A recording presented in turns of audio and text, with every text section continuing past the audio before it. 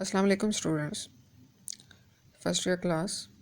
Today I am giving a lecture about gases on chapter number 3. This is my second lecture on this chapter, and our today's topic is derivation of ideal gas constant.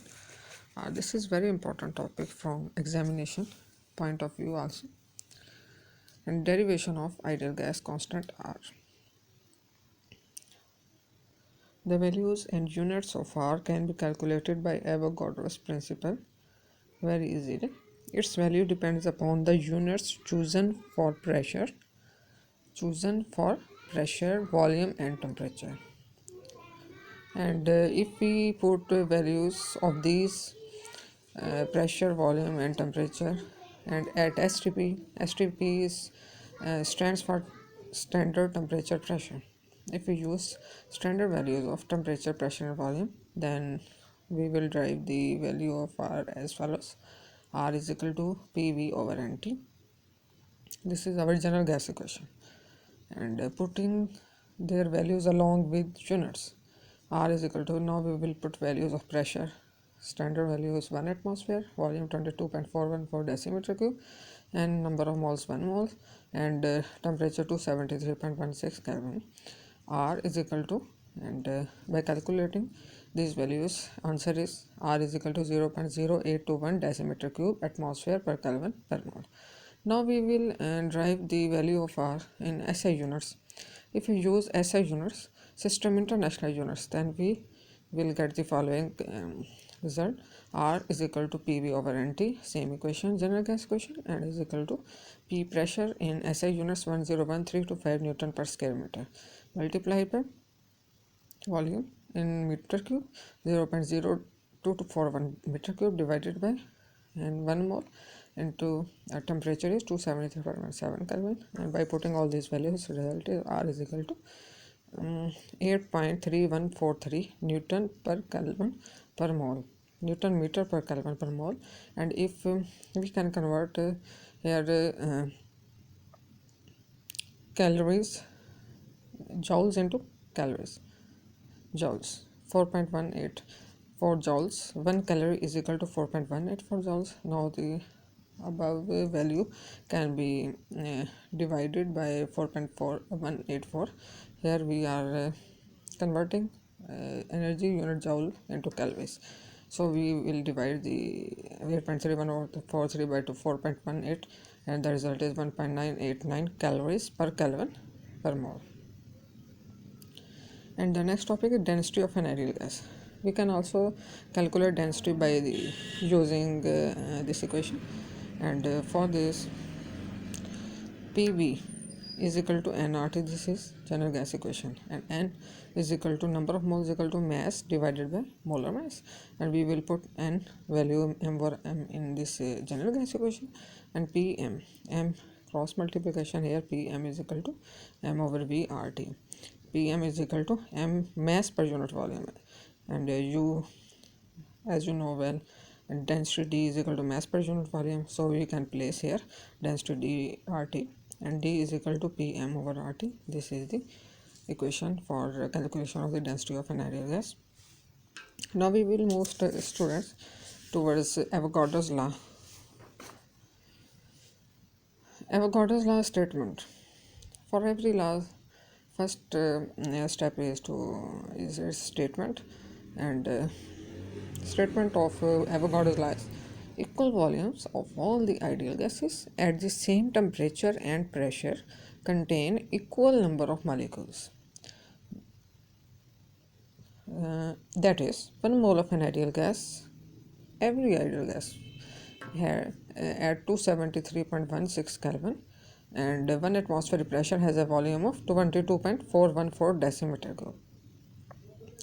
22.414 decimeter cube of gas at 273.16 Kelvin temperature, 1 atmospheric pressure has the number of molecules 6.02 10 to the power 23, and here 22.414, this is molar volume of ideal gas, contains 6.02 10 to the power 23 molecules, and 1 decimeter cube of ideal gas contains how many molecules? We will divide 6.02 Avogadro number divided by 22.414 and answer is 2.68 into 10 to the power 22. Now we will move further towards Dalton's law of partial pressure. Here is also its first of all we will have to write the statement of the every laws which may be by the law, Charles law, Avogadro's law, Dalton's law. So first of all we have to write statement. Statement is here: the total pressure exerted by a mixture of non-reacting gases is equal to the sum of individual partial pressures. Total pressure here is Pt for total and is equal to individual gases. For example, we have mixture of three gases named as 1, 2 and 3, and this is a mixture of gases, and this is total pressure exert is equal to P1 pressure of gas 1 plus P2 pressure of gas 2 plus pressure of partial pressure of gas 3. Let us we have 4 cylinders of same volume, that is 10 decimeter cube each, and 3 gases hydrogen, methane and oxygen are separately enclosed in first 3 of them at the same temperature. Let their partial pressures be 400 torr, 500 torr and 100 torr respectively. All the gases are transferred to 4th cylinder of capacity 10 decimeter cube at the same temperature. According to the Dalton's law, we can calculate total pressure here. Total pressure will be is equal to hydrogen, partial pressure of hydrogen gas plus partial pressure of methane gas plus partial pressure of oxygen gas, and we will put the values and given in the textbook 400 plus 500 and 100 respectively. Torr Pt is equal to 1000 torr. This will be answer of 1000 torr is total pressure. The general gas equation PV is equal to nRT can be applied to the individual gases as follows. And for hydrogen gas, PH2 hydrogen partial pressure VP is equal to nRT. Here n number of moles of hydrogen gas, and PH2 is equal to NH2 RT over V, and PH2 directly proportional to NH2, and this all factor RT over V becomes constant, and when constant is removed then sign of proportionality is used, and here the equation becomes PH2 partial pressure of hydrogen directly proportional to number of moles of hydrogen means when the number of moles of any gas increases, then partial pressure of that gas also increases. This is direct relationship. And similar way, partial pressure of methane gas PCH4V is equal to NCH4RT is equal PH4 is equal to NCH4. Same in the same pattern, we will apply this equation for all of three gases: hydrogen, methane, and oxygen. Adding these three equations, we will add the above three equations. Total pressure is equal to PH2 plus PCH4 and plus PO2.